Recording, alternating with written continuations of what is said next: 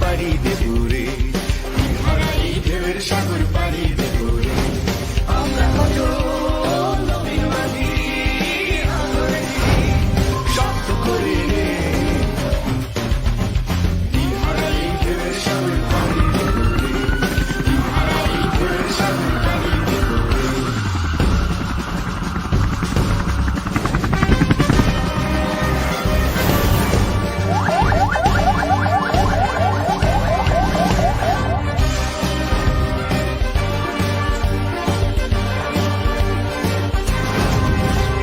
জীবন কাটে যুদ্ধ করে, প্রাণের মায়া সঙ্গ করে, জীবনের স্বাদ নাই মা। ও, ও,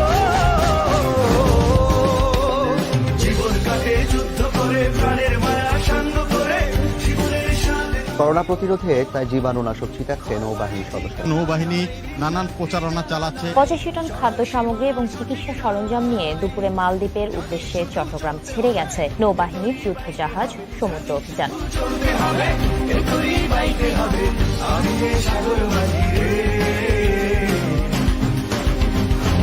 হারাই ঢেউয়ের সাগর পাড়ি দেবো রে, হারাই ঢেউয়ের সাগর পাড়ি দেবো রে।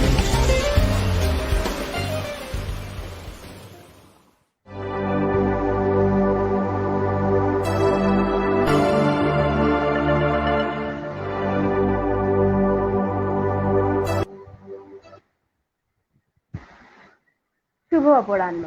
আজ 26শে এপ্রিল, 12ই বৈশাখ, 1428 বঙ্গাব্দ। সুপ্রিয় দর্শক মণ্ডলী, আশা করি আপনারা সকলেই ভালো আছেন। আজ আমরা প্রায় 1 বছরের বেশি সময় জুড়ে করোনা মহামারীর এই সংকটময় পরিস্থিতির মধ্য দিয়ে যাচ্ছি। বর্তমানে দেশে করোনার দ্বিতীয় ঢেউ আঘাত হেনেছে এবং পুরো দেশ আবারও লকডাউনের মধ্যে আছে। কিন্তু এত সব প্রতিকূলতার মাঝেও বাংলাদেশ স্কাউটস থেমেনি। গত বছর থেকে কাব, স্কাউট ও রোভার স্কাউটসদের জন্য এই অবসর সময়কে অর্থবহ করে তুলতে এবং তাদের দক্ষতা বৃদ্ধি করতে ও আরো শানিত করতে বাংলাদেশ স্কাউটসের প্রোগ্রাম বিভাগ হতে বিভিন্ন কার্যক্রম বাস্তবায়িত হয়ে আসছে। তারই ধারাবাহিকতায় বাংলাদেশ স্কাউটসের প্রোগ্রাম বিভাগের তত্ত্বাবধানে এবং জাতীয় rover scout program review task ফোর্সের পরিচালনায় রোভার স্কাউটসদের জন্য আয়োজন করা হয়েছে দ্বিতীয় দক্ষতা অর্জন কোর্স 2021। আজ এই আয়োজনের 5ম পর্বে আপনাদের সকলকে স্বাগত জানাচ্ছি। আজকের কোর্সের পুরো সময় জুড়ে আপনাদের সাথে আছি আমি rover Susmita Barua, president scout, Chittagong জেলা গার্লস ইন নৌ রোভার মুক্ত দল। প্রিয় রোভার স্কাউট বৃন্দ, আমরা ইতিমধ্যেই জানি আমাদের এই কোর্সের সেশন সমূহ পরিচালনা করে থাকেন বিষয়ভিত্তিক দক্ষ ও অভিজ্ঞ প্রশিক্ষক বৃন্দ। এরই ধারাবাহিকতায় আজ আমাদের মাঝে প্রশিক্ষক হিসেবে উপস্থিত আছেন জনাব মোহাম্মদ জাহাঙ্গীর আলম, PS, উপাধ্যক্ষ, বাংলাদেশ নৌবাহিনী school and college, Kaptai, leader trainer, Bangladesh scout নৌ অঞ্চল। স্যার আজ আমাদের নৌবাহিনী সংগঠন বিষয়ক সেশন পরিচালনা করবেন। আজকের সেশনটি নৌ অঞ্চলের সদস্য স্তরের রোভার স্কাউটসদের জন্য প্রযোজ্য, তবে অতিরিক্ত যোগ্যতা হিসেবে অন্যান্য অঞ্চলের রোভার স্কাউটসরাও অংশগ্রহণ করতে পারবেন। আশা করি আপনারা সকলে মনোযোগ সহকারে স্যারের সেশনটিতে অংশগ্রহণ করবেন এবং তৎপরবর্তী মূল্যায়নে অংশগ্রহণ করবেন ও সাফল্য অর্জন করবেন। আজকের কোর্সের বিষয়ভিত্তিক প্রশ্নসমূহ আপনারা ফেসবুক লাইভের কমেন্ট সেকশনে জানাতে পারেন। সেশনের শেষ পর্যায়ে প্রশ্ন উত্তর পর্ব রয়েছে, যেখানে সম্মানিত প্রশিক্ষক মহোদয় আপনাদের প্রশ্নের উত্তর দেওয়ার সর্বোচ্চ চেষ্টা করবেন। এই পর্যায়ে অনস্ক্রিনে আসার জন্য আমন্ত্রণ জানাচ্ছি আমাদের আজকের সম্মানিত প্রশিক্ষক মহোদয় জনাব মোহাম্মদ জাহাঙ্গীর আলম স্যারকে। ধন্যবাদ সুস্মিতা। শুভ অপরাহ্ন। শুভ অপরাহ্ন।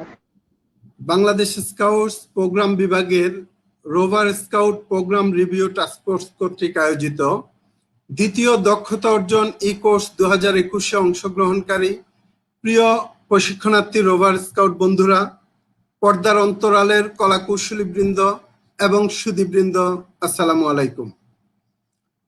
বৈশ্বিক মহামারী করোনা ভাইরাসে যখন সমগ্র পৃথিবী স্তব্ধ, 1 বছরেরও অধিক সময় ধরে যখন গৃহবন্দী সকল শিক্ষার্থী, ঠিক তখন থেকেই বাংলাদেশ স্কাউটস প্রোগ্রাম বিভাগ স্কাউটদের জন্য আয়োজন করলো বিভিন্ন ধরনের প্রোগ্রাম। স্কাউটদের মনস্তাত্ত্বিক বিষয়ের দিকে খেয়াল রেখে তাদের মানসিকভাবে যাতে তারা ভেঙে না পড়ে, এই জন্য একেবারে বিজ্ঞানসম্মতভাবে বিভিন্ন scout program Bangla scouts program বিভাগ আয়োজন করেছে। এই জন্য বাংলা স্কাউটস প্রোগ্রাম বিভাগকে ধন্যবাদ জানাচ্ছি। প্রিয় স্কাউট বন্ধুরা, যাদের নিরলস পরিশ্রমের মাধ্যমে দ্বিতীয় দক্ষতা অর্জন কোর্স 2021 সুচারুরূপে সম্পন্ন হচ্ছে। তাদের প্রতি কৃতজ্ঞতা জানিয়ে আমার সেশনের শুরুতে সবাইকে জানাচ্ছি মুজিব বর্ষের শুভেচ্ছা ও পবিত্র মাহে রমজানের শুভেচ্ছা। আমাদের আজকের দক্ষতার বিষয় নৌবাহিনী সংগঠন। অত্যন্ত গুরুত্বপূর্ণ একটি বিষয়। প্রতিরক্ষা মন্ত্রণালয়ের নিয়ন্ত্রণাধীন বাংলাদেশ সশস্ত্র বাহিনীর অন্যতম গুরুত্বপূর্ণ বাহিনী বাংলাদেশ নৌবাহিনী। এক সাগর রক্তের বিনিময়ে অর্জিত লাল সবুজের পতাকা খচিত আমাদের এই বাংলাদেশের সার্বভৌমত্ব রক্ষার অতন্দ্র প্রহরী বাংলাদেশ নৌবাহিনী। বাংলাদেশ নৌবাহিনীর লক্ষ্য হচ্ছে সমুদ্রের উপর এবং তলদেশে উদ্ভূত হুমকি থেকে দেশকে রক্ষা করা এবং আমাদের সামুদ্রিক স্বার্থ প্রচার ও সুরক্ষা করা, সামুদ্রিক শাসনে সহায়তা করা এবং আমাদের জাতির কূটনৈতিক উদ্দেশ্যে অবদান রাখা। প্রিয় রোভারবৃন্দ, প্রাকৃতিক সম্পদে ভরপুর উত্তাল বঙ্গোপসাগরের সামগ্রিক নিরাপত্তা বজায় রাখার কাজে বাংলাদেশ নৌবাহিনী নিরলস কাজ করে যাচ্ছে। এছাড়াও দেশের যে কোনো প্রয়োজনে, যেমন আমরা আজকে অনুষ্ঠানের শুরুতে আমরা দেখেছি করোনাকালীন নৌবাহিনীর বিভিন্ন কর্মকাণ্ড সমূহ। এছাড়াও নৌবাহিনী জাতিসংঘের শান্তিরক্ষা মিশনে গুরুত্বপূর্ণ ভূমিকা পালন করছে। তা আমরা ধারাবাহিকভাবে আমাদের সেশনে চলে যাব। সবাইকে সেশনটি উপভোগ করার জন্য অনুরোধ করছি।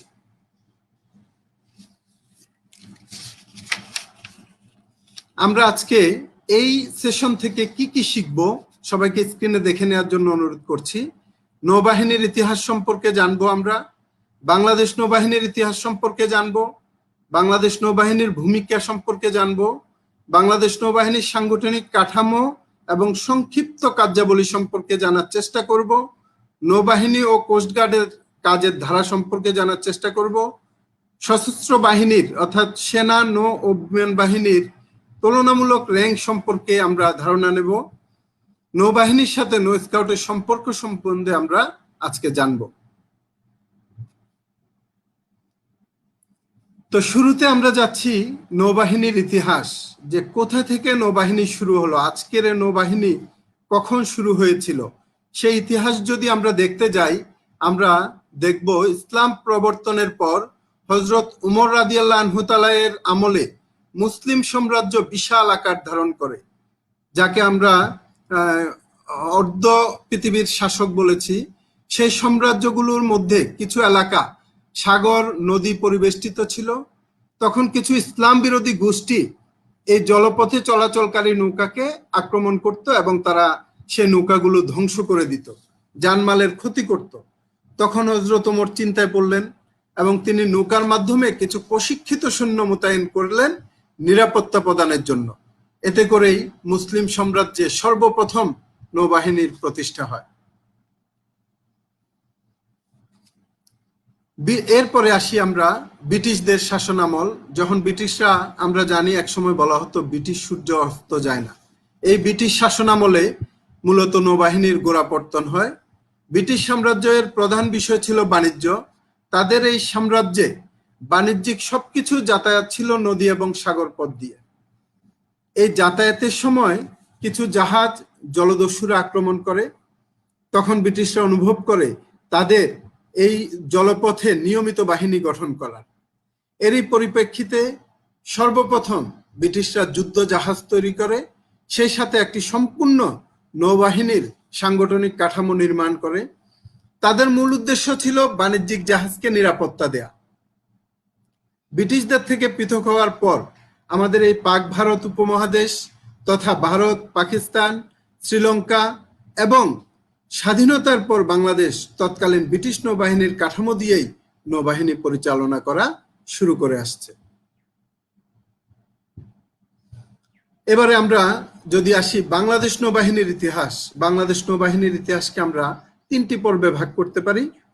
প্রথমে প্রারম্ভিক ইতিহাস, এরপর পাকিস্তান পর্ব, যখন আমরা পাকিস্তানের উপনিবেশিক ছিলাম, তারপরে 1971-এর স্বাধীনতা যুদ্ধ এবং যার মাধ্যমে বাংলাদেশ নৌবাহিনীর জন্ম।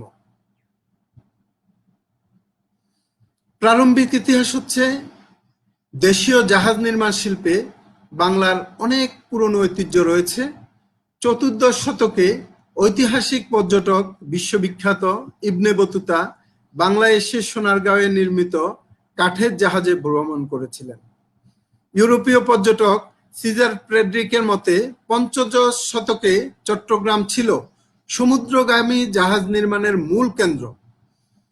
সপ্তদশ শতকে তুরস্কের সুলতানের নৌবহর নির্মিত হয়েছিল চট্টগ্রামে। ভারতীয় উপমহাদেশে মুঘল শাসনের সময় মুঘল নৌবাহিনীর অধিকাংশ জাহাজ বাংলায় তৈরি হয়। মুঘলদের বাংলা দখলের পর জলদস্যুতা রুখতে তারা একটি শক্তিশালী বাহিনীর প্রয়োজনীয়তা অনুভব করে, আর সে লক্ষ্যে তারা ভোলা, সন্দ্বীপ, নারায়ণগঞ্জের কদম রসুল, খিজিরপুর, ঢাকা ইত্যাদি জায়গায় কৌশলগতভাবে তারা নৌঘাঁটি স্থাপন করে।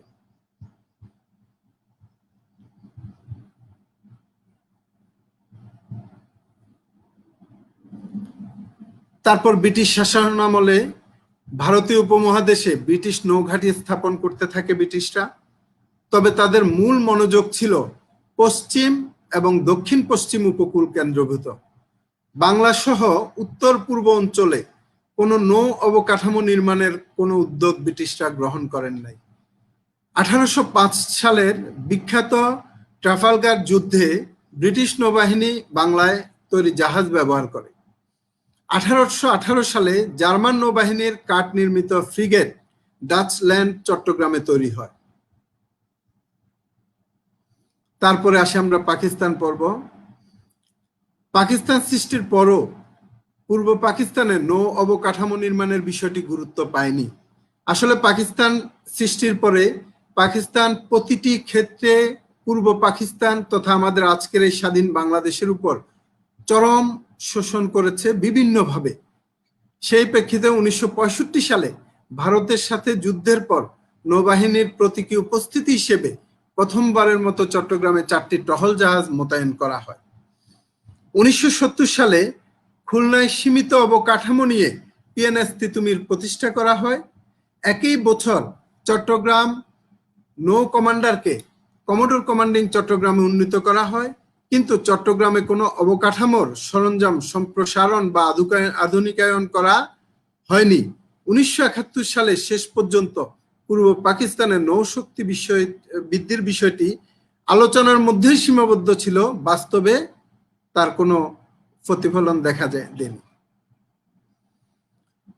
পরবর্তীতে 1971-এর স্বাধীনতা যুদ্ধ, যে যুদ্ধে 30 লক্ষ শহীদ এবং 2 লক্ষ মা বোন ইজ্জত হারিয়েছিলেন, যাদের রক্তের বিনিময়ে আমাদের এই স্বাধীনতা। সে 1971 সালে পাকিস্তানি সৈন্যরা পূর্ব পাকিস্তানের নৃশংস সামরিক আক্রমণ শুরু করে, যার ফলস্বরূপ বাংলাদেশ স্বাধীনতা যুদ্ধ শুরু হয়। পাকিস্তান নৌবাহিনীর ফরাসি নির্মাণাধীন ডুবোজাহাজ পিএনএস ম্যাংগ্রো থেকে 8 জন বাঙালি নাবিক বিদ্রোহ করেন এবং বাংলাদেশে ফিরে নৌবাহিনীর ভিত্তি তৈরি করেন। পরবর্তীতে আরো বিদ্রোহী নৌসেনা তাদের সাথে যুক্ত হন। 1971 সালের জুলাই মাসে সেক্টর কমান্ডার্স কনফারেন্সে বাংলাদেশ নৌবাহিনীর আনুষ্ঠানিক যাত্রা শুরু হয়। শুরুতে নৌবাহিনীর জনবল ছিল মাত্র 45 জন, আর সরঞ্জাম ছিল ভারত থেকে পাওয়া 2টি টহল জাহাজ পদ্মা ও পলাশ। এই জাহাজগুলো পাকিস্তানি নৌবহরের উপর আক্রমণের কাজে ব্যবহৃত হয়। যুদ্ধের সময় 10 নম্বর সেক্টর ছিল নৌ সেক্টর, তবে যুদ্ধকালীন সময়ে নৌ কমান্ডোরা সারা দেশেই অভিযান চালিয়েছে। ঠিক এরই ফলশ্রুতিতে বলবো, আমি যে এলাকায় আছি রাঙামাটির কাপ্তাই উপজেলায়, আমাদের এই উপজেলায় 2 জন নৌ কমান্ডো রয়েছেন, যাদেরকে আমরা বিভিন্ন সময় নৌবাহিনী, বাংলাদেশ নৌবাহিনী শহীদ মুআজ্জম ঘাঁটি চেষ্টা করে ওনাদেরকে এনে সম্মানিত করার। আসলে মুক্তিযোদ্ধাদের সম্মান তো আমরা পরিপূর্ণ, ওনাদের যে প্রাপ্য সম্মান সেটা আমরা কখনোই দিতে পারবো না, তারপরেও আমরা চেষ্টা করি যে বীর মুক্তিযোদ্ধাদের কিছুটা সম্মানিত করার।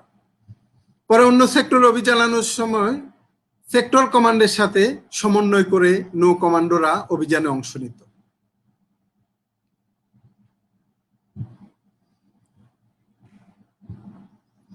যুদ্ধের সময় নৌসেনাদের প্রধান লক্ষ্য ছিল সামুদ্রিক যোগাযোগের পথ বন্ধ করা এবং সকল সমুদ্র ও নদী বন্দরগুলোকে ব্যবহার অনুপযোগী করে তোলা, যাতে করে পাকিস্তানের কোনো অস্ত্র কিংবা খাবার এখানে পৌঁছতে না পারে।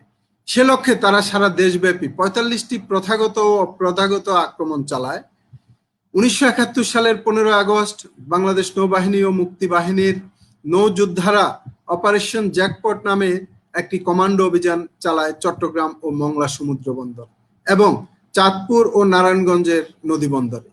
এই অভিযানে মোট ২৬টি জাহাজ ধ্বংস হয় এবং আরো বহু জাহাজ ক্ষতিগ্রস্ত হয়।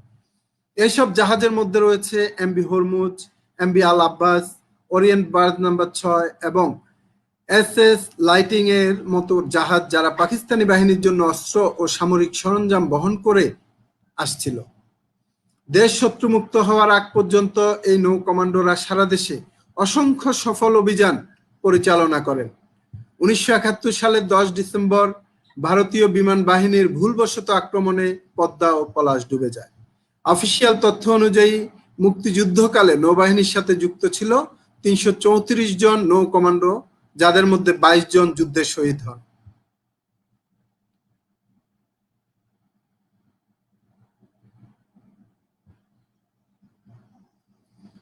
প্রিয় রোভারবৃন্দ, আমরা এতক্ষণ আমাদের যে নৌবাহিনীর এবং বাংলাদেশ নৌবাহিনীর গঠন কিভাবে গোড়াপত্তন হলো তা নিয়ে আলোচনা করলাম।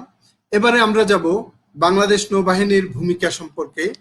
আমরা জানি, আমি আগেই বলেছিলাম, বাংলাদেশ নৌবাহিনী প্রতিরক্ষা মন্ত্রণালয়ের নিয়ন্ত্রণাধীন সশস্ত্র বাহিনীর একটি অন্যতম বাহিনী। প্রতিরক্ষা মন্ত্রণালয়ের নির্দেশনা অনুযায়ী বাংলাদেশ নৌবাহিনীর ভূমিকা আমি একটু বলছি।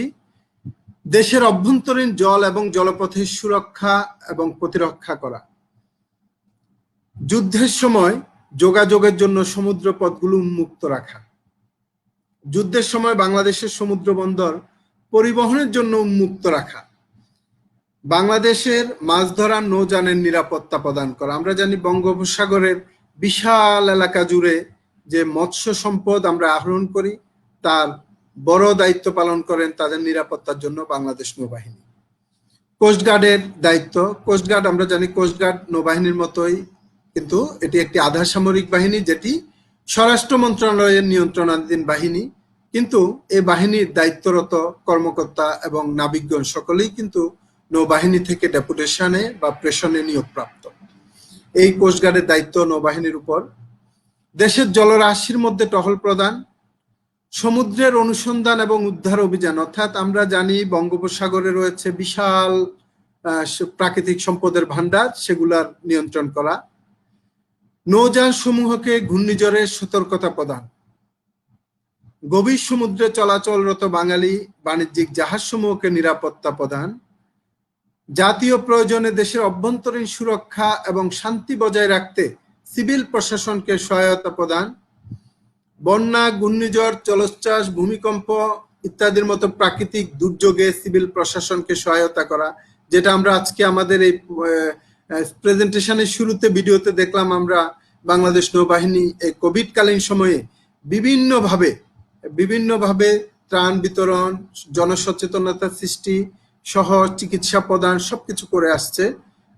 আজকেও আমাদের বাংলাদেশ নৌবাহিনী ঘাঁটি শহীদ মুআজ্জম থেকে ত্রাণ নিয়ে দুর্গম পাহাড়পত্য অঞ্চলে চলে গিয়েছেন নৌ সদস্যরা, যে বাসায় বাসায় গিয়ে ত্রাণ দিয়ে আসার জন্য। এরপর মহাসাগরীয় জরিপ, সরকারের যে কোনো কাজের প্রয়োজনে নৌবাহিনী মোতায়েন করতে পারেন এবং নৌবাহিনী সে মোতাবেক সরকারি নির্দেশনা অনুযায়ী কাজ করেন। তো আমরা এবারে যাব বাংলাদেশ নৌবাহিনীর সাংগঠনিক কাঠামো। নৌবাহিনী একটি সুশৃঙ্খল সামরিক বাহিনী। এই বাহিনীর বাংলাদেশ নৌবাহিনীর প্রধান হচ্ছেন একজন অ্যাডমিরাল, 4 স্টার জেনারেল ইকুইভ্যালেন্ট, অর্থাৎ 4 তারকা বিশিষ্ট অ্যাডমিরাল। নৌপ্রধান নৌবাহিনীর সকল যুদ্ধকালীন এবং শান্তিকালীন সকল কর্মকাণ্ড নিয়ন্ত্রণ করেন। বর্তমানে বাংলাদেশের মাননীয় নৌবাহিনী প্রধান হিসেবে আছেন admiral M Shahin Iqbal, NBP, NUP, NDC, AFWC PSC মহোদয়। স্যারের সার্বিক নির্দেশনা ও পৃষ্ঠপোষকতায় নৌবাহিনী পরিচালিত হচ্ছে। বাংলাদেশ নৌবাহিনীর সাংগঠনিক কাঠামোতে আমরা দেখতে পাই বাংলাদেশ নৌবাহিনীর প্রধান একজন অ্যাডমিরাল, ওনার নৌবাহিনী সদর দপ্তরে 4টি শাখা রয়েছে ওনার সার্বিক কাজে সহায়তার জন্য। এগুলো হচ্ছে অপারেশনস শাখা, পার্সোনেল, ম্যাটেরিয়াল এবং লজিস্টিক। এই প্রত্যেক শাখার একজন করে সহকারী নৌবাহিনী প্রধান আছেন, যাদেরকে আমরা বলি সহকারী নৌবাহিনী প্রধান অপারেশনস, সহকারী নৌবাহিনী প্রধান পার্সোনেল, সহকারী নৌবাহিনী প্রধান ম্যাটেরিয়াল এবং সহকারী নৌবাহিনী প্রধান লজিস্টিক্স। বর্তমানে বাংলাদেশে যে সহকারী নৌবাহিনী প্রধান 4 জন আছেন, আমি ওনাদের নামটা একটু জাস্ট জানার জন্য বলছি।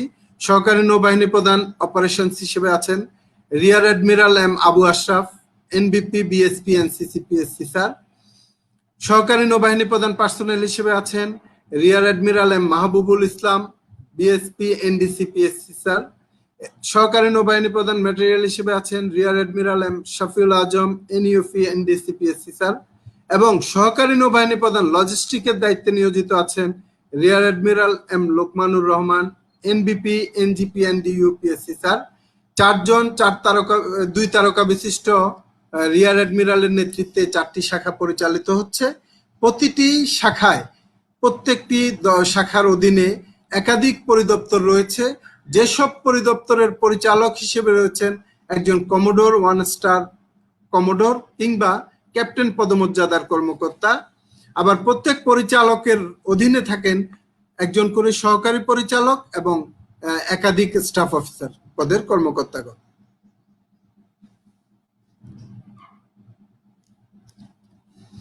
বাংলাদেশ নৌবাহিনীর সাংগঠনিক কাঠামো, এটা আমি একটু বলছি। এটা হচ্ছে আমাদের বর্তমানে বাংলাদেশ নৌবাহিনীতে 6টি শাখা বিদ্যমান আছে।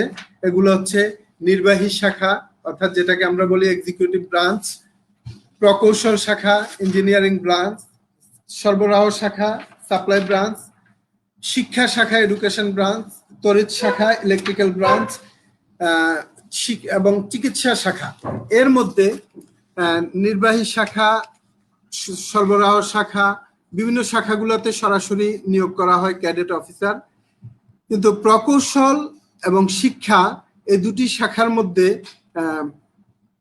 দেখা যায় মাস্টার ডিগ্রি পাশ করার পরে শর্ট কমিশনে নিয়োগ করা হয়, যাদেরকে প্রকৌশল শাখাকে 2 বছরের জ্যেষ্ঠতা প্রদান করা হয় এবং শিক্ষা শাখাকে 1 বছরের জ্যেষ্ঠতা প্রদান করা হয়।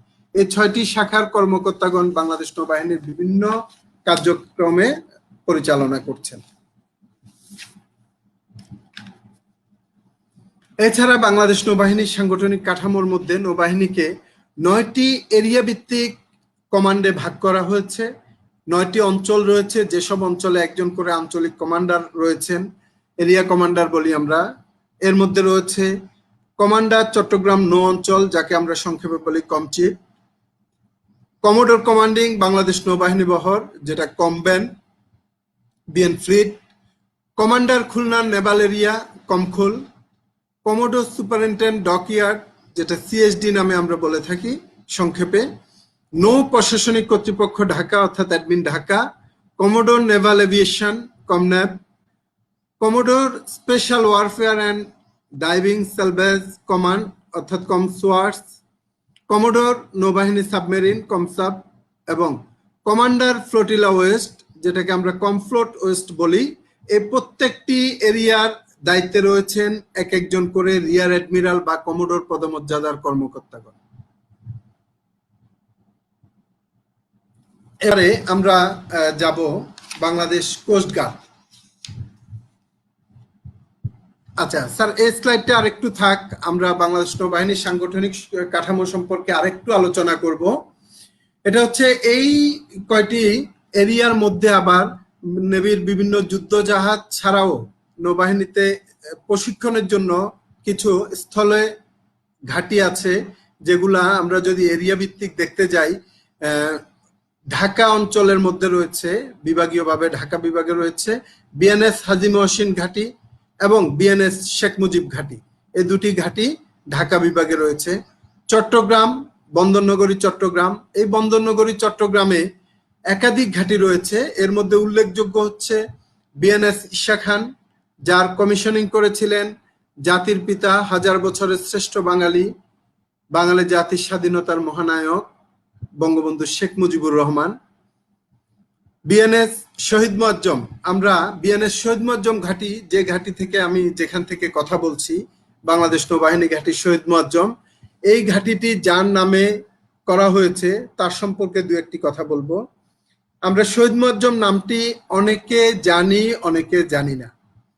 এই নামটা আসলে আমাদের সবার জানা অত্যন্ত জরুরি, যাকে বর্তমান মাননীয় প্রধানমন্ত্রীর নেতৃত্বে বর্তমান সরকার মরণোত্তর স্বাধীনতা পদক দিয়েছেন। শহীদ মুয়াজ্জম হচ্ছেন, শহীদ লেফটেন্যান্ট কমান্ডার মুয়াজ্জম হোসেন হচ্ছেন আগরতলা মামলার 2 নম্বর আসামি। অর্থাৎ আগরতলা মামলা মূলত যেখান থেকে বলা হয় বাংলাদেশের স্বাধীনতার স্বপ্নের বীজ বপিত হয়েছিল, যেটার 1 নম্বর আসামি হচ্ছেন জাতির পিতা বঙ্গবন্ধু শেখ মুজিবুর রহমান। সেই আগরতলা মামলার 2য় আসামি হচ্ছেন এই শহীদ মুয়াজ্জম হোসেন, যার উপর পাকিস্তানি শাসক গোষ্ঠী বা পাকিস্তানি সেনাবাহিনী এমন ভাবে ক্ষুব্ধ ছিল, যাকে 26শে মার্চ প্রথম প্রহরে তার নিজ বাসভবনে তার স্ত্রী এবং সন্তানদের সামনে থেকে পাকিস্তান আর্মির একটি পিকআপে করে বেঁধে টেনে হিঁচড়ে ঢাকা শহরের অলিতে গলিতে নিয়ে যায়, এবং যার কোনো কবর নেই। এজন্য বলা হয় শহীদ মুয়াজ্জম হোসেনের কবর বাংলার আকাশ বাতাস। তার প্রতি আমরা গভীর শ্রদ্ধা জানাই। তার নামেই এই ঘাঁটি বিএনএস শহীদ মুয়াজ্জম। এরপর আছে BN dockyard, BNS Ulka, BNS Bhatiary, BNS Nirbhoy. তারপর খুলনা অঞ্চলে রয়েছে BNS Titumir, BNS Sheikh Hasina, BNS Sher-e Bangla এবং বিএনএস মংলা। এই ঘাঁটিগুলো রয়েছে। এছাড়া যদি আমরা আরো দেখতে যাই, নৌবাহিনীতে রয়েছে অসংখ্য যুদ্ধ জাহাজ, বিভিন্ন ধরনের frigate, corvette, large patrol craft, offshore patrol vessel, fast attack craft missile, fast attack craft gun, minesweeper, survey ship, training ship, repair ship, tanker ইত্যাদি বিভিন্ন ধরনের জাহাজ বাংলাদেশ নৌবাহিনীতে সংযুক্ত আছে। আমরা জানি ইতিমধ্যে বাংলাদেশ নৌবাহিনী বর্তমান সরকারের সুযোগ্য নেতৃত্বে বাংলাদেশ নৌবাহিনী একটি ত্রিমাত্রিক বাহিনীতে পরিণত হয়েছে। বাংলাদেশ নৌবাহিনীতে যুক্ত হয়েছে 2টি সাবমেরিন, যেগুলোর উদ্বোধন করেছেন জাতির পিতার সুযোগ্য কন্যা আমাদের মাননীয় প্রধানমন্ত্রী শেখ হাসিনা। এই 2টি সাবমেরিন হচ্ছে বিএনএস জয়যাত্রা এবং বিএনএস নবযাত্রা। এছাড়া বাংলাদেশ নৌবাহিনীতে হেলিকপ্টার সহ বর্তমানে বাংলাদেশ নৌবাহিনী একটি শক্তিশালী ত্রিমাত্রিক বাহিনীতে পরিণত হয়েছে। তাই আমাদের এই নৌবাহিনী সম্পর্কে এই যে একটা ব্যাচের মাধ্যমে আমরা আজকে সবাই জানতে পারছি, আমি অনুরোধ করব যারা এখানে, যেহেতু সবাই রোভাররা যারা একাদশ শ্রেণীতে পড়ছো, তোমরা ইন্টারমিডিয়েট পরীক্ষা দিয়ে ইচ্ছা করলে এই চ্যালেঞ্জিং এবং রোমাঞ্চকর জীবনে আসার জন্য তোমরা চেষ্টা করতে পারো। নৌবাহিনীর সুসংগঠিত সুশৃঙ্খল জীবনে তোমরা আসতে পারো। ধন্যবাদ। আমরা নেক্সট স্লাইডে যাব।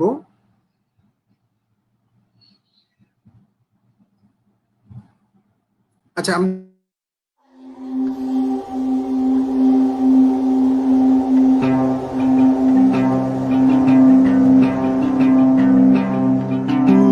টানে ভাষায় যে মোরে অকুল আর পাথারে নাও বান্ধি তাহার জুড়ে আগলাইয়া রাখি মহাজাগতিক এক নাম, যার নামের উপর রৌদ্র ঝরে চিরকাল, পতাকার মতো দুলতে থাকে স্বাধীনতা। মহাকালের মহানায়ক, সর্বকালের শ্রেষ্ঠ বাঙালি, জাতির পিতা বঙ্গবন্ধু শেখ মুজিবুর রহমান। সমুদ্রের যে অসীম শক্তিধর বাহিনীর স্বপ্ন মহান জাতির পিতা, জাতির বিজয়ী কন্যা আজ বাস্তবে রূপান্তর করেছেন একটি শক্তিশালী ত্রিমাত্রিক বাহিনী। বাংলার সমুদ্র সীমার বাংলাদেশ নৌবাহিনী, বাংলাদেশ দেশের জলসীমার সার্বভৌম সমুদ্র সম্পদ সুরক্ষার দায়িত্ব পালনে 2030-এর আলোকে নৌবাহিনীতে যুক্ত হল 5টি আধুনিক জাহাজ, 2টি ফ্রিগেট, বানৌজা ওমর ফারুক, বানৌজা আবু উবাইদা, একটি করভেট, বানৌজা প্রত্যাশা এবং 2টি সার্ভে ভেসেল, বানৌজা দর্শক এবং বানৌজা তল্লাশি। 112 মিটার দৈর্ঘ্য, 12.4 মিটার প্রস্থের ফ্রিগেট যুদ্ধ জাহাজ ওমর ফারুক ও আবু উবাইদা, এদের গতিবেগ ঘন্টায় সর্বোচ্চ 25 নটিক্যাল মাইল। ইসলামের খলিফা ওমর ফারুক এবং সাহসী যোদ্ধা সাহাবী আবু উবাইদা এর নামে নামকরণ করা হয় এই জাহাজ দুটির। 90 মিটার দৈর্ঘ্য ও 11.14 মিটার প্রস্থের করভেট যুদ্ধ জাহাজ বানৌজা প্রত্যাশা এর গতিবেগ ঘন্টায় সর্বোচ্চ 25 নটিক্যাল মাইল। জাতির প্রত্যাশাকে ধারণ করে বাংলাদেশ নৌবাহিনী ধারাবাহিক উন্নতির পথে অগ্রসর হচ্ছে। সেই প্রেক্ষিতে নামকরণ করা হয়েছে বানৌজা প্রত্যাশার। সর্বাধুনিক প্রযুক্তির কামান, ভূমি থেকে আকাশে ও ভূমি থেকে ভূমিতে উৎক্ষেপণযোগ্য মিসাইল,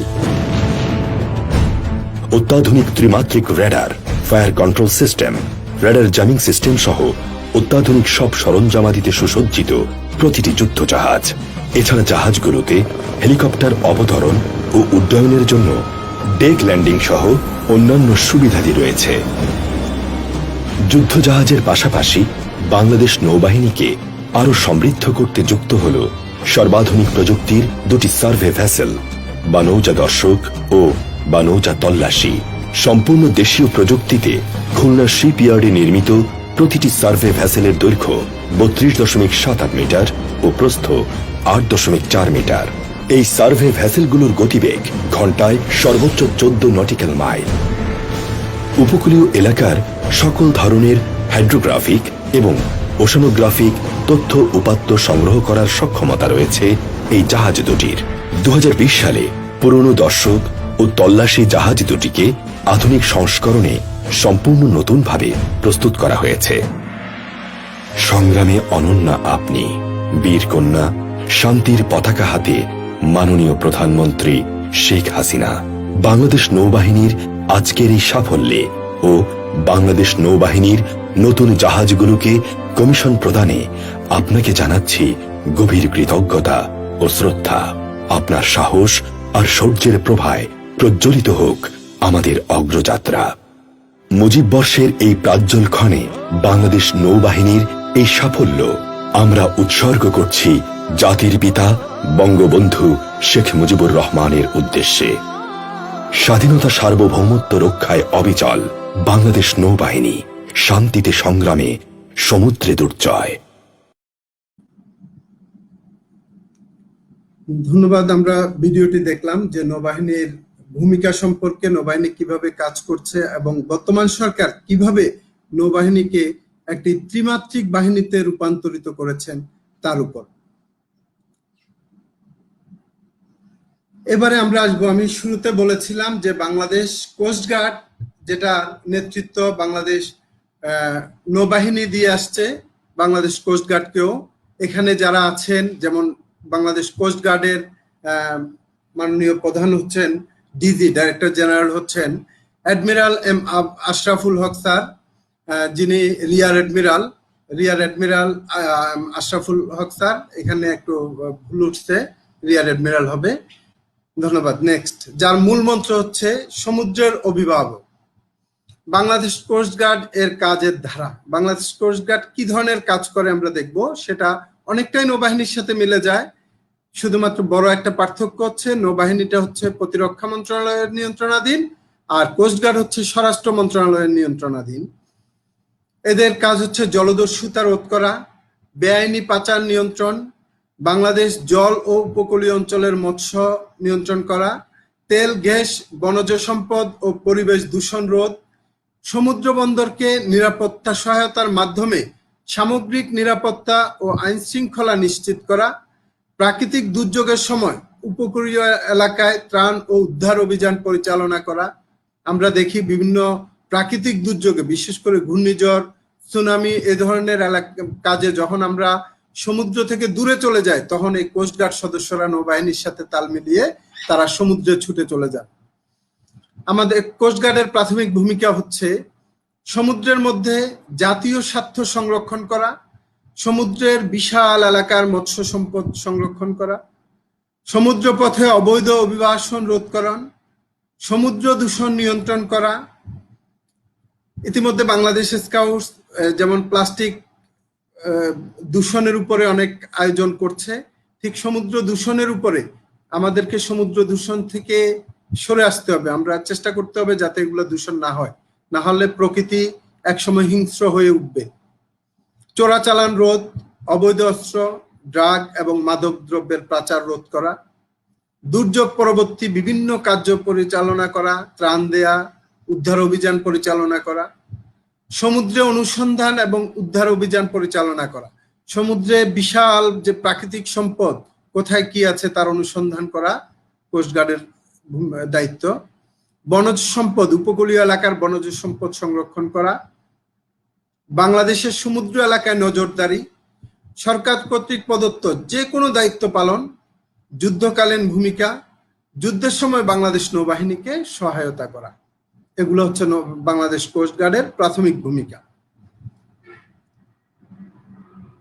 এখন আমরা কিছু জিনিস আসলে আমাদের সবার জানা উচিত, এটা যেহেতু আমরা সবাই রোভার কলেজ গোয়িং স্টুডেন্ট।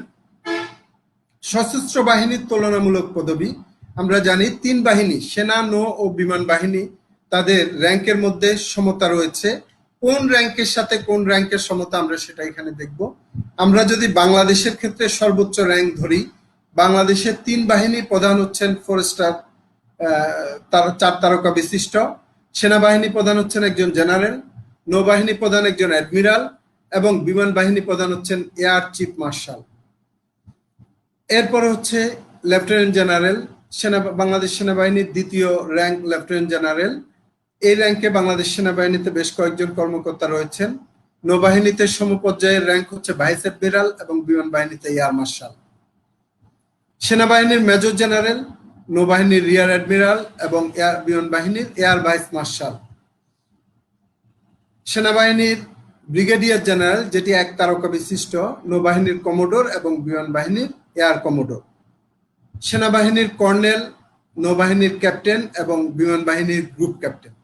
আমি আরেকটু বলে নিই, প্রথমেই আমরা যে 3 বাহিনী প্রধান বলেছি, বাংলাদেশের ওয়ারেন্ট অফ প্রেসিডেন্সি অনুযায়ী 3 বাহিনী প্রধান, মাননীয় মন্ত্রী পরিষদ সচিব এবং মুখ্য সচিব, এই 5 জন সমমর্যাদা সম্পন্ন। এরপরে লেফটেন্যান্ট কর্নেল সমমানের হচ্ছে নৌবাহিনীর কমান্ডার এবং বিমান বাহিনীর উইং কমান্ডার। সেনাবাহিনীর মেজর ইকুইভ্যালেন্ট, নৌবাহিনীর লেফটেন্যান্ট কমান্ডার এবং বিমান বাহিনীর স্কোয়াড্রন লিডার। সেনাবাহিনীর ক্যাপ্টেন, নৌবাহিনীর লেফটেন্যান্ট এবং বিমান বাহিনীর ফ্লাইট লেফটেন্যান্ট। সেনাবাহিনীর লেফটেন্যান্ট ইকুইভ্যালেন্ট, নৌবাহিনীর সাব লেফটেন্যান্ট এবং বিমান বাহিনীর ফ্লাইং অফিসার। সেনাবাহিনীর 2nd লেফটেন্যান্ট, নৌবাহিনীর মিডশিপমেন্ট এবং বিমান বাহিনীর পাইলট অফিসার। এ হচ্ছে অফিসারদের তুলনামূলক পদবি। এবারে আমরা দেখব সৈনিক বা নাবিকদের তুলনামূলক পদবি। সেনাবাহিনীর সিনিয়র মোস্ট হচ্ছে মাস্টার চিফ ওয়ারেন্ট অফিসার, নৌবাহিনীর মাস্টার চিফ পেটি অফিসার এবং বিমান বাহিনীর মাস্টার ওয়ারেন্ট অফিসার। সেনাবাহিনীর সিনিয়র ওয়ারেন্ট অফিসার, নৌবাহিনীর সিনিয়র চিফ পেটি অফিসার এবং বিমান বাহিনীর সিনিয়র ওয়ারেন্ট অফিসার। সেনাবাহিনীর ওয়ারেন্ট অফিসার, নৌবাহিনীর চিফ পেটি অফিসার এবং বিমান বাহিনীর ওয়ারেন্ট অফিসার। সেনাবাহিনীর সার্জেন্ট, নৌবাহিনীর পেটি অফিসার এবং বিমান বাহিনীর সার্জেন্ট। সেনাবাহিনীর কর্পোরাল, নৌবাহিনীর লিডিং সিম্যান এবং বিমান বাহিনীর কর্পোরাল। সেনাবাহিনীর ল্যান্স কর্পোরাল, নৌবাহিনীর অ্যাভোল সিম্যান এবং বিমান বাহিনীর লিডিং এয়ারক্রাফটম্যান। সেনাবাহিনীর সৈনিক, নৌবাহিনীর অর্ডিনারি সিম্যান এবং বিমান বাহিনীর এয়ারক্রাফটম্যান। এ হচ্ছে আমাদের সশস্ত্র বাহিনীর তুলনামূলক পদবি। আমরা কিছুক্ষণ সশস্ত্র বাহিনীর তুলনামূলক পদবিগুলার র্যাঙ্ক বেসগুলা একটু দেখব এবং চিনে নেওয়ার চেষ্টা করব। তারপর আমি আরেকটু কথা বলবো এবং নেক্সট স্লাইডে যাব। আমাদের সশস্ত্র বাহিনীর তুলনামূলক পদবিগুলো সবাই যদি আমরা একটু ভালো করে লক্ষ্য করি,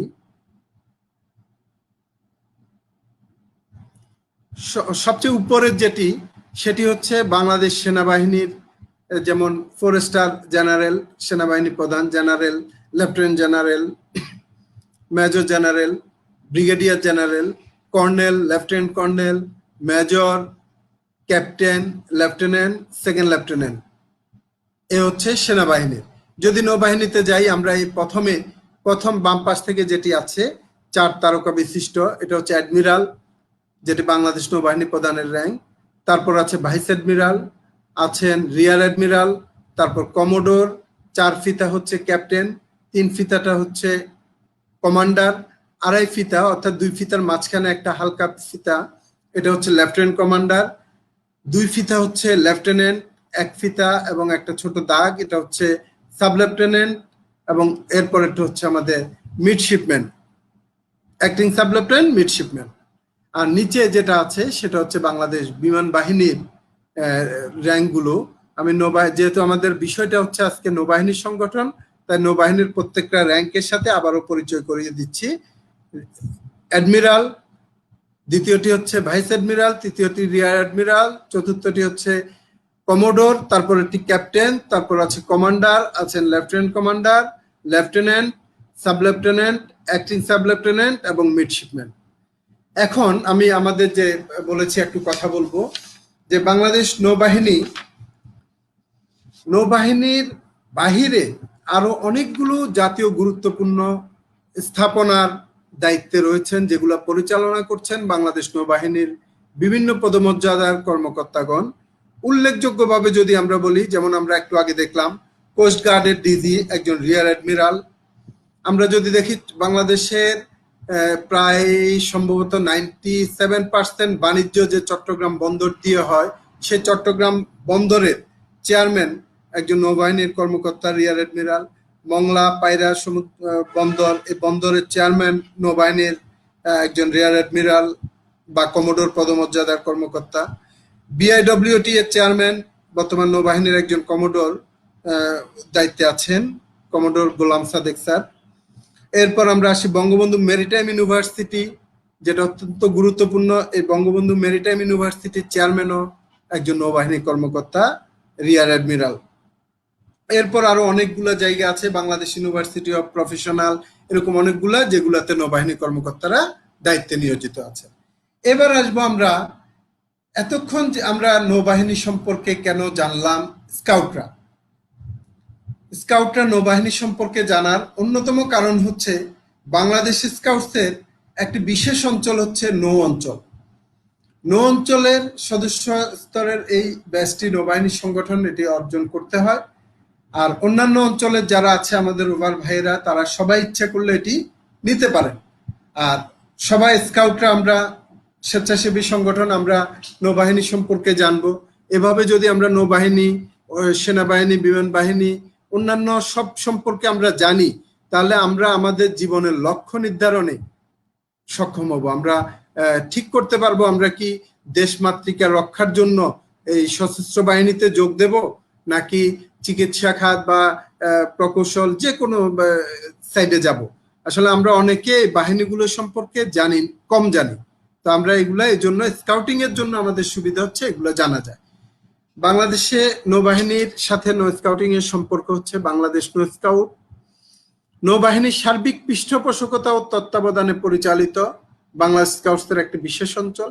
এর প্রতিষ্ঠাতা হচ্ছেন আমাদের PL চ্যাটার্জি, যার পুরো নাম হচ্ছে পরেশ লাল চ্যাটার্জি, যাকে আমরা ভালোদা, আসলে আগে বুঝতাম ভালুদা, পরে বুঝলাম যে না, এটা আমরা ছোট থাকতে ভালুদার সঙ্গে দেখেছি। উনি সত্যিকারেই এত ভালো একজন লিডার ছিলেন, একজন ভালো মানুষ ছিলেন, যাকে ভালোদা বলে সবাই ডাকতেন। তার মাধ্যমেই আসলে নৌ স্কাউটের নৌবাহিনীর সাথে, বাংলাদেশ নৌবাহিনীর সাথে অন্তর্ভুক্ত হওয়া। বাংলাদেশের স্বাধীনতার পরে গেন্ডারিয়াতে সি স্কাউটের কার্যক্রম খুব সীমিতভাবে চলতে থাকে। 1976 সালে 21শে ফেব্রুয়ারি শহীদ মিনারে পুষ্পস্তবক অর্পণের সময় এই সি স্কাউটরা আমাদের ভালোদার বা PL চ্যাটার্জির নেতৃত্বে সমবেত হয়ে রাষ্ট্রীয় এবং বিদেশি অতিথিদেরকে পুষ্পস্তবক অর্পণে সহায়তা করেছিল। ঠিক সেই মুহূর্তে পুষ্পস্তবক অর্পণ করতে গিয়ে বাংলাদেশের তৎকালীন নৌবাহিনী প্রধান রিয়ার অ্যাডমিরাল, তখন নৌবাহিনী প্রধানের র্যাঙ্ক ছিল রিয়ার অ্যাডমিরাল 2 স্টার, এম.এইচ. খান স্যার এটি লক্ষ্য করেন যে নৌবাহিনীর মতো সাদা পোশাক পরে এরা কারা। তখন তিনি জানতে চেয়েছিলেন আপনারা কারা। এর পরিপ্রেক্ষিতে স্যারকে অবহিত করা হয় এবং পরবর্তীতে ভালুদাকে 4-5 দিন ধরে নৌবাহিনী সদর দপ্তরে স্যার ডেকে নিয়ে গিয়েছিলেন এবং বিস্তারিত নো স্কাউট সম্পর্কে জেনে নিয়েছেন। জেনে নিয়ে স্যার নো স্কাউটকে বাংলাদেশ নৌবাহিনীর পৃষ্ঠপোষকতায় নেতৃত্বে চালানোর আগ্রহ প্রকাশ করে নৌবাহিনীর অন্তর্ভুক্ত করেন এবং 21 এপ্রিল 1976 সালে আনুষ্ঠানিকভাবে সি স্কাউট বাংলাদেশ স্কাউটসের একটি বিশেষ অঞ্চল হিসেবে স্বীকৃতি পায়। তো এই যে সম্পর্ক, এটা এখন নৌবাহিনীর অন্যতম একটি গুরুত্বপূর্ণ অঙ্গ, নৌবাহিনীর একটি গুরুত্বপূর্ণ অঙ্গ নো স্কাউটিং। এছাড়াও বিএনসিসি নেভাল উইংও আছে। তবে নো স্কাউটিংটা নৌবাহিনীর সাথে এতটাই জড়িত হয়েছে যে বাংলাদেশের নৌবাহিনীর মাননীয় প্রধান, যিনি বাংলাদেশ নো স্কাউটসের সভাপতি, এছাড়াও মাননীয় সহকারী নৌবাহিনী প্রধান পার্সোনাল রিয়ার অ্যাডমিরাল মাহবুবুল ইসলাম স্যার হচ্ছেন নো স্কাউটসের আঞ্চলিক কমিশনার। এই দুইজনের সুযোগ্য নেতৃত্বে নৌবাহিনী সদর দপ্তরে নিয়োজিত আছেন একজন আঞ্চলিক সম্পাদক কমান্ডার আশরাফ স্যার, যার নেতৃত্বে আমাদের স্কাউটিং পরিচালনা হচ্ছে। এছাড়াও আমাদের 3টি এরিয়াতে, নৌবাহিনীর বৃহত্তম 3টি এরিয়াতে ঢাকা, চট্টগ্রাম এবং খুলনা, এই 3 অঞ্চলের 3 জন সভাপতি আছেন যারা জেলা সভাপতি হিসেবে দায়িত্ব পালন করছেন। যেমন ঢাকার অ্যাডমিন ঢাকা, তিনি ঢাকা জেলা নো স্কাউটসের সভাপতির দায়িত্ব পালন করছেন। কমান্ডার চট্টগ্রাম নৌ অঞ্চল, তিনি চট্টগ্রাম, কাপ্তাই এবং কক্সবাজার, অর্থাৎ কমান্ডার চট্টগ্রাম নেভাল এরিয়ার আওতাভুক্ত যে 3টি ঘাঁটিতে নো স্কাউটিং কার্যক্রম আছে, চট্টগ্রাম জেলা নো স্কাউটস, কাপ্তাই জেলা নো স্কাউটস এবং কক্সবাজার জেলা নো স্কাউটস, এই 3টির সভাপতি হচ্ছেন কমান্ডার চট্টগ্রাম নেভাল এরিয়া। এবং commodore commanding Khulna, commander Khulna, যে commander Khulna naval area, sir হচ্ছেন খুলনা জেলা নো স্কাউটস এবং মংলা জেলা নো স্কাউটসের সভাপতি। এছাড়াও যে যে ঘাঁটিতে নো স্কাউটিং কার্যক্রম চলমান আছে, যেমন বানোজা হাজি মহসিন, ঢাকা জেলা নো স্কাউটস, বানোজা হাজি মহসিন ঘাঁটির কমান্ডিং অফিসার হচ্ছেন ঢাকা জেলা নো স্কাউটসের জেলা কমিশনার। তারপর চট্টগ্রাম জেলা নো স্কাউটসের কমিশনার হচ্ছে বানোজা ঈশা খান ঘাঁটির কমান্ডিং অফিসার। খুলনা জেলা নো স্কাউটসের কমিশনার হচ্ছেন বানোজা তিতুমিরের কমান্ডিং অফিসার। কাপ্তাই জেলা নো স্কাউটসের কমিশনার হচ্ছেন বানোজা শহীদ মুআজ্জম ঘাঁটির কমান্ডিং অফিসার। মংলা জেলা নো স্কাউটসের কমিশনার হচ্ছেন বানোজা দিগরাজের মংলার কমান্ডিং অফিসার। এবং কক্সবাজার জেলা, যেহেতু কক্সবাজারে নৌবাহিনীর কোনো ঘাঁটি নেই, সেখানে একটি নৌ ইউনিট ফরওয়ার্ড বেস কক্সবাজার, তাই কক্সবাজারটা বানোজা ঈশা খানের কমান্ডে চলে। এজন্য বানোজা ঈশা খান ঘাঁটির মাননীয় কমান্ডিং অফিসার স্যার হচ্ছেন কক্সবাজারেরও জেলা কমিশনার। এছাড়াও আমাদের এই প্রত্যেকটি জেলাতে, 6টি জেলাতে 6 জন নৌবাহিনীর কর্মকর্তা সার্বক্ষণিকভাবে নিয়োজিত আছেন, যারা জেলা সম্পাদকের দায়িত্ব পালন করছেন, যাদের সুদক্ষ নেতৃত্বে নো স্কাউটিংটা সার্বিক লজিস্টিক সাপোর্ট স্যাররা দিয়ে যাচ্ছেন। ওনাদের নেতৃত্বে নো স্কাউটিংটা চলমান রয়েছে।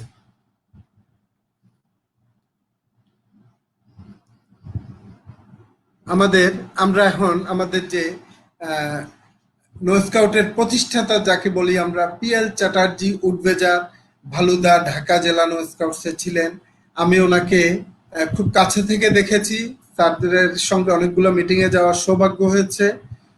আসলে উনি এতটাই ভালো মানুষ, যার কারণে আজ আমরা এই নো স্কাউটের পোশাক পরে বাংলাদেশ স্কাউটসের নেতৃত্বে, বাংলাদেশ স্কাউটসের নির্দেশনায় আমরা কাজ করে যাচ্ছি স্বেচ্ছাসেবী সংগঠন হিসেবে। PL চ্যাটার্জি ভালুদাকে বাংলাদেশ স্কাউটস মূল্যায়িত করেছেন। বাংলাদেশ স্কাউটস ওনাকে দীর্ঘ সেবা এবং স্কাউটের রৌপ্য ইলিশ পদককে ভূষিত করেছিলেন। প্রিয় রোভার স্কাউট বৃন্দ, আমরা একটু ব্যাক স্লাইডে যাব। আমরা প্রায় শেষ পর্যায়ে চলে এসেছি। আমাদের তার আগে আমরা আরেকটু কথা বলে দেন আমরা চলে যাব প্রশ্নোত্তর পর্বে। আচ্ছা, আমরা এখনই প্রশ্নোত্তর পর্বে চলে যাব। তো প্রশ্নোত্তর পর্বে আমার অনুরোধ থাকবে, প্রিয় রোভার বৃন্দ, তোমরা যে কোনো বিষয়ে জানতে চাইলে তোমরা প্রশ্ন করবে। আমি চেষ্টা করব তোমাদের প্রশ্নগুলোর উত্তর দেওয়ার। ধন্যবাদ। অসংখ্য ধন্যবাদ স্যারকে আমাদের এত সুন্দর ও প্রাণবন্ত একটি সেশন উপহার দেওয়ার জন্য। এই পর্যায়ে আমরা আমাদের আয়োজনে পরবর্তী পর্ব অর্থাৎ প্রশ্নোত্তর পর্বে চলে যাচ্ছি। আপনাদের আজকের বিষয়ভিত্তিক যে কোনো প্রশ্ন থাকলে তা কমেন্ট সেকশনে জানাতে পারেন।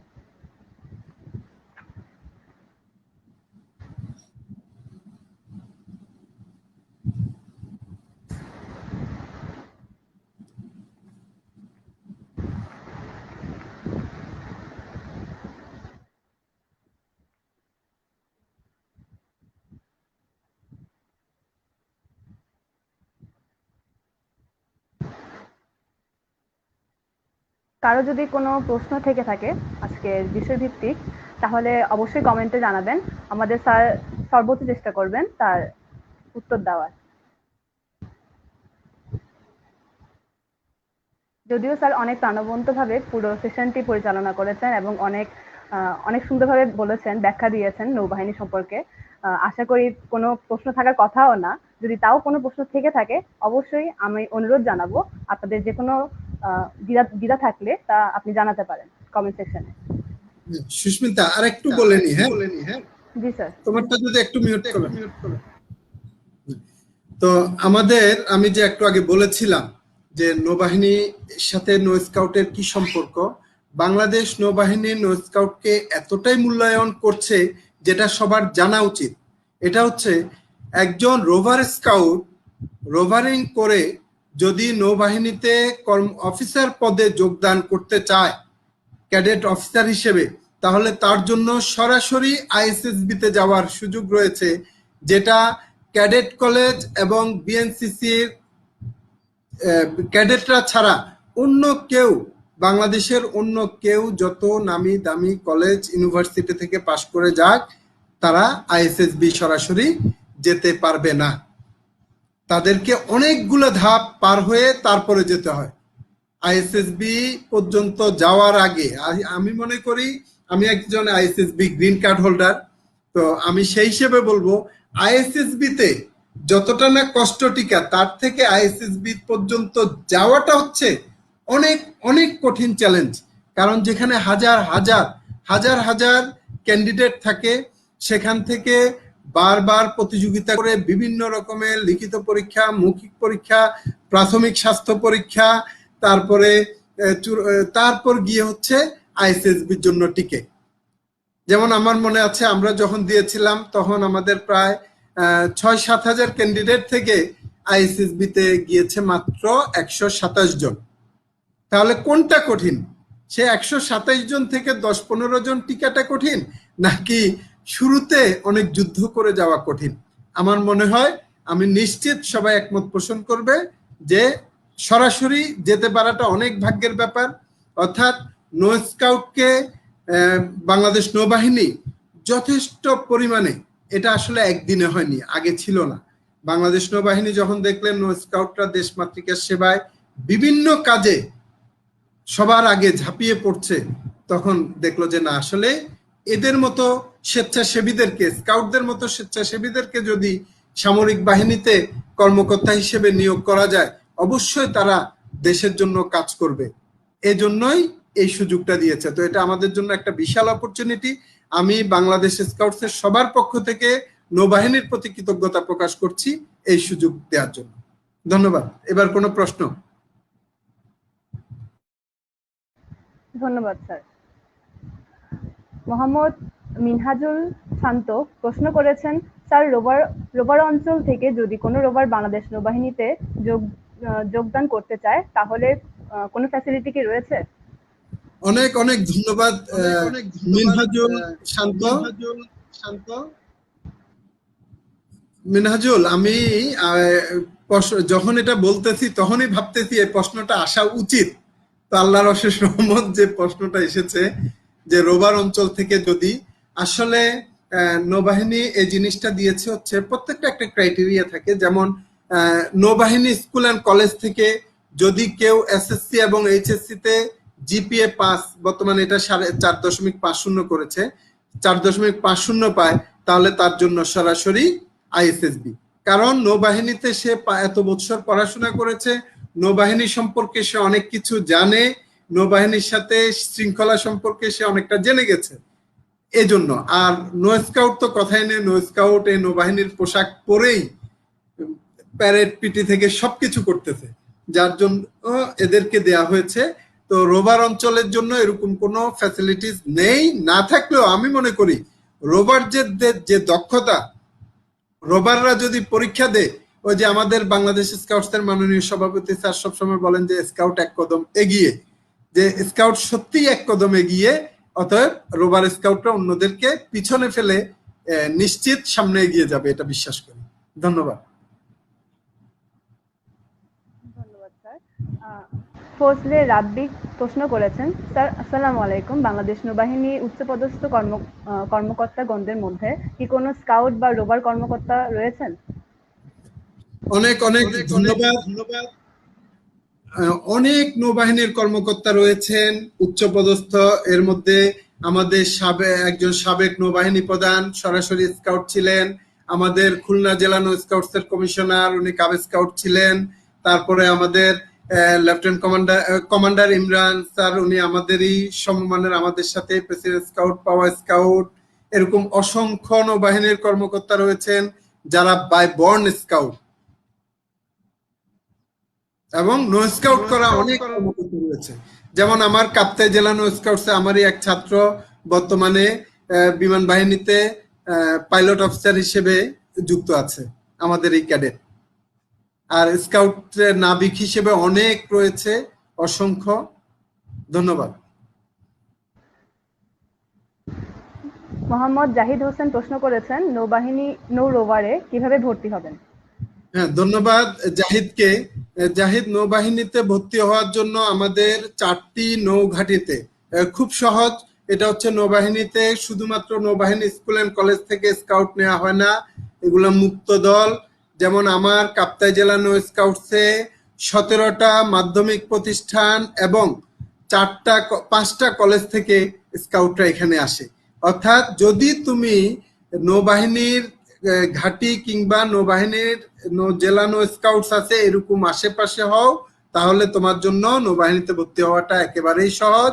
প্রতি বছর জানুয়ারি ফেব্রুয়ারি মাসে আমরা স্কাউট শাখায় ভর্তি করি, কাপ শাখায় ভর্তি করি এবং জুলাই আগস্টে আমরা রোভার শাখায় ভর্তি করি। যদি নৌবাহিনীর কোনো জেলা নৌ স্কাউটস এর পাশে হও, তুমি ভর্তি হতে পারবে। ধন্যবাদ। আবু ইসাক প্রশ্ন করেছেন, নো স্কাউট ইউনিট খোলার প্রক্রিয়া কি? এবং আমি একজন স্কাউট ইউনিট লিডার মানিকগঞ্জ থেকে।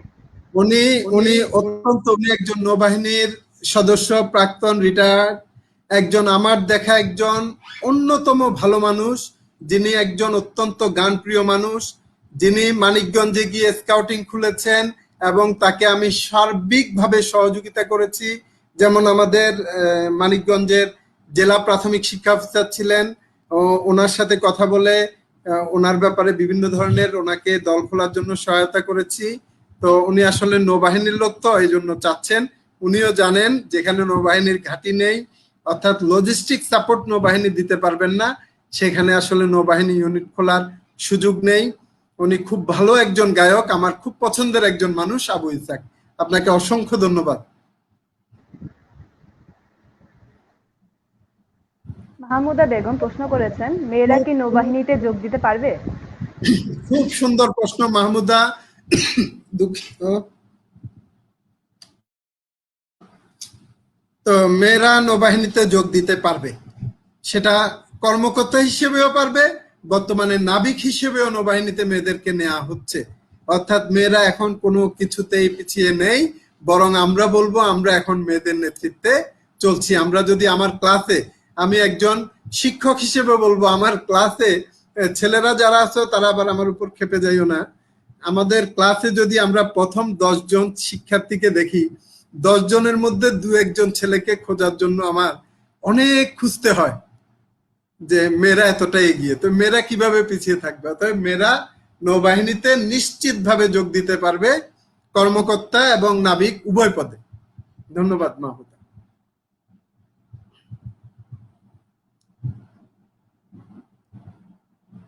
আচ্ছা, সাইফ আকাশ, খুব সুন্দর প্রশ্ন। সাইফ বাংলাদেশ আকাশ প্রশ্ন করেছেন, আচ্ছা, সাইফ আকাশ, খুব সুন্দর প্রশ্ন। বাংলাদেশ বাংলাদেশ স্কাউটসের সকল ইউনিফর্মের প্রায় একই রকম, কিন্তু আপনাদের ইউনিফর্ম অন্যরকম কেন?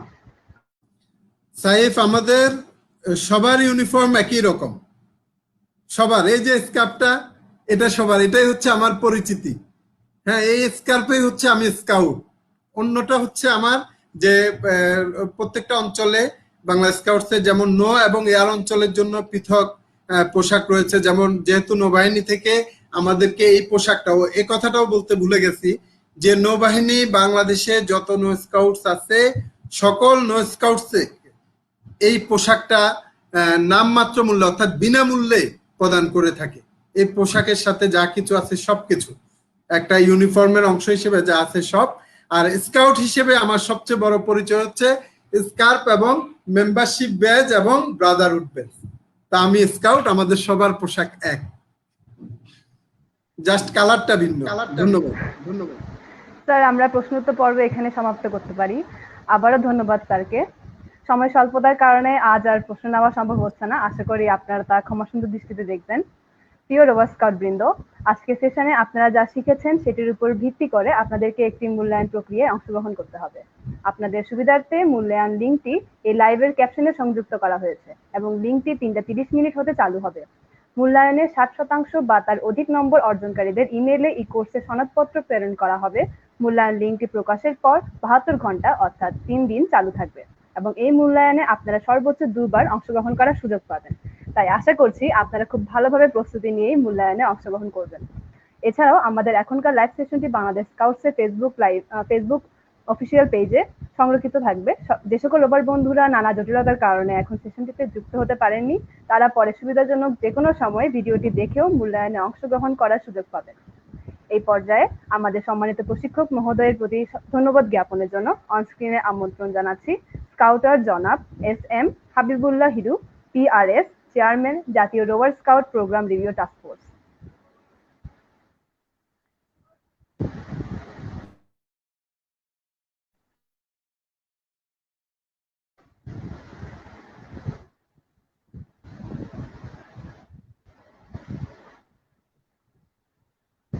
অনস্ক্রিনে আসার জন্য আমন্ত্রণ জানাচ্ছি জনাব SM Habibullah Hiru, PRS, chairman, জাতীয় rover scout program review task force.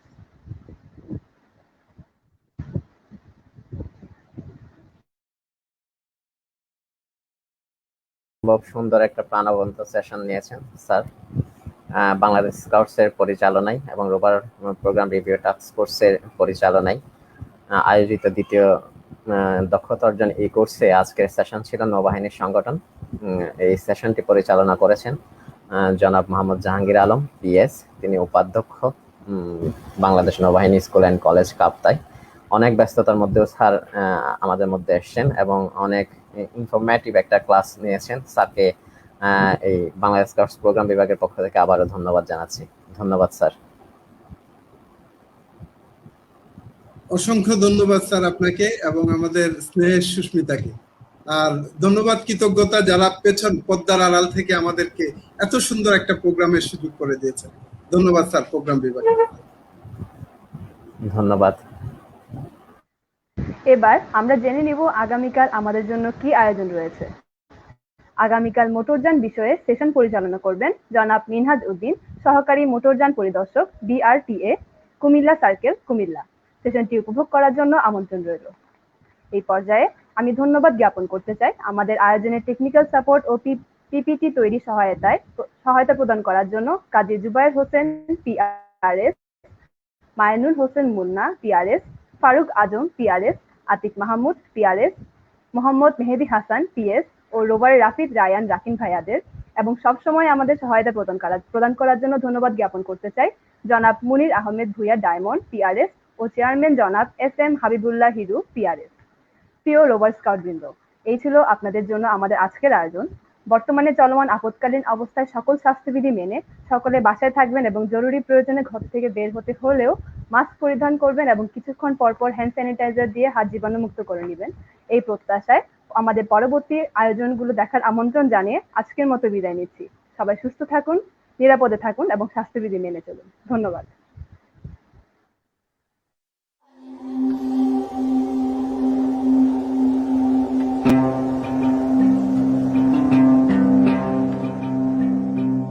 উজান টানে ভাষায় যে মোরে অকুল দরিয়ার পাথারে,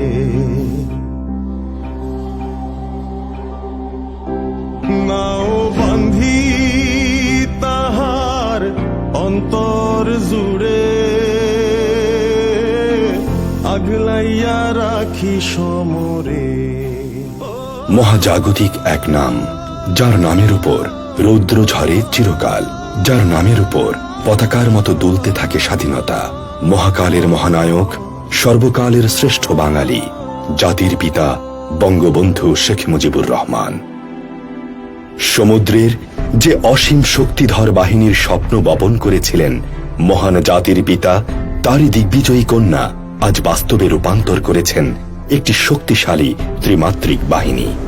বাংলার সমুদ্র সীমার অতন্দ্র প্রহরী বাংলাদেশ নৌবাহিনী। দেশের জলসীমার সার্বভৌমত্ব ও সমুদ্র সম্পদ সুরক্ষার গুরুদায়িত্ব পালনে ফোর্সেস গোল 2030-এর আলোকে নৌবাহিনীতে যুক্ত হল 5টি আধুনিক জাহাজ, 2টি ফ্রিগেট বানৌজা ওমর ফারুক, বানৌজা আবু উবাইদা ও একটি করভেট বানৌজা প্রত্যাশা এবং 2টি সার্ভে ভেসেল বানৌজা দর্শক এবং বানৌজা তল্লাশি। 112 মিটার দৈর্ঘ্য ও 12.4 মিটার প্রস্থের ফ্রিগেট যুদ্ধজাহাজ ওমর ফারুক ও আবু উবাইদা, এদের গতিবেগ ঘন্টায় সর্বোচ্চ 25 নটিক্যাল মাইল। ইসলামের খলিফা ওমর ফারুক এবং সাহসী যোদ্ধা সাহাবী আবু উবাইদাহ এর নামে নামকরণ করা হয় এই জাহাজ দুটির। 90 মিটার দৈর্ঘ্য ও 11.14 মিটার প্রস্থের করভেট যুদ্ধজাহাজ বানৌজা প্রত্যাশা, এর গতিবেগ ঘন্টায় সর্বোচ্চ 25 নটিক্যাল মাইল। জাতির প্রত্যাশাকে ধারণ করে বাংলাদেশ নৌবাহিনী ধারাবাহিক উন্নতির পথে অগ্রসর হচ্ছে। সেই প্রেক্ষিতে নামকরণ করা হয়েছে বানৌজা প্রত্যাশার। সর্বাধুনিক প্রযুক্তির কামান, ভূমি থেকে আকাশে ও ভূমি থেকে ভূমিতে উৎক্ষেপণযোগ্য মিসাইল, অত্যাধুনিক ত্রিমাত্রিক radar, fire control system, radar jamming system সহ অত্যাধুনিক সব সরঞ্জামাদিতে সুসজ্জিত প্রতিটি যুদ্ধজাহাজ। এছাড়া জাহাজগুলোতে হেলিকপ্টার অবতরণ ও উড্ডয়নের জন্য ডেক ল্যান্ডিং সহ অন্যান্য সুবিধাদি রয়েছে। যুদ্ধজাহাজের পাশাপাশি বাংলাদেশ নৌবাহিনীকে আরো সমৃদ্ধ করতে যুক্ত হল সর্বাধুনিক প্রযুক্তির 2টি সার্ভে ভেসেল বানৌজা দর্শক ও বানৌজা তল্লাশি। সম্পূর্ণ দেশীয় প্রযুক্তিতে খুলনা শিপইয়ার্ডে নির্মিত প্রতিটি সার্ভে ভেসেলের দৈর্ঘ্য 32.78 মিটার ও প্রস্থ 8.4 মিটার। এই সার্ভে ভেসেলগুলোর গতিবেগ ঘন্টায় সর্বোচ্চ 14 নটিক্যাল মাইল। উপকূলীয় এলাকার সকল ধরনের হাইড্রোগ্রাফিক এবং ওশানোগ্রাফিক তথ্য উপাত্ত সংগ্রহ করার সক্ষমতা রয়েছে এই জাহাজ দুটির। 2020 সালে পুরনো দর্শক ও তল্লাশি জাহাজ দুটিকে আধুনিক সংস্করণে সম্পূর্ণ নতুনভাবে প্রস্তুত করা হয়েছে। সংগ্রামে অনন্যা আপনি, বীর কন্যা, শান্তির পতাকা হাতে মাননীয় প্রধানমন্ত্রী শেখ হাসিনা। বাংলাদেশ নৌবাহিনীর আজকের এই সাফল্যে ও বাংলাদেশ নৌবাহিনীর নতুন জাহাজগুলোকে কমিশন প্রদানে আপনাকে জানাচ্ছি গভীর কৃতজ্ঞতা ও শ্রদ্ধা। আপনার সাহস আর শৌর্যের প্রভায় প্রজ্বলিত হোক আমাদের অগ্রযাত্রা।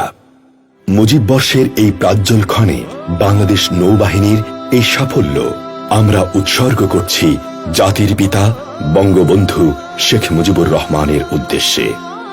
স্বাধীনতা সার্বভৌমত্ব রক্ষায় অবিচল বাংলাদেশ নৌবাহিনী, শান্তিতে সংগ্রামে সমুদ্রে দুর্জয়।